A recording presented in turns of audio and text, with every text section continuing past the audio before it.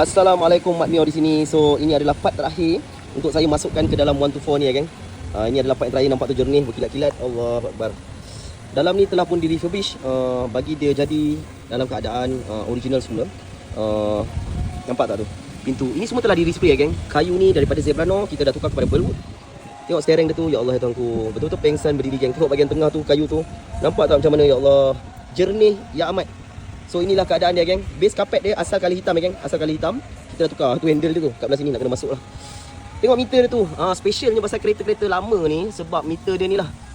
Meter-meter jenis klasik kan. Memang mengancam. Meter ni daripada mana? Daripada kaki meter ya geng. Seat kita dah buat hanya cucian saja, cucian yang minima. Tengok bahagian dia punya getah ni. Ini pun telah dibalut baru. Asal dia color hitam, kita dah tukar kepada color cream macam ni. Aduh, hai memang pengsan berdiri lah geng. Menggigil-gigil tengok. Menggigil-gigil tengok geng. Menggigil-gigil. Kemas tak kemas? So kalau berminat geng nak restore balik kereta klasik untuk bahagian dalaman, boleh Roger Mak Mio. Okey. Boleh Roger Mewels Automotive. Tengok aircon dia tu. Waduh, dia tukar kepada color chrome kan. Mengancam tak mengancam? Mengancam weh.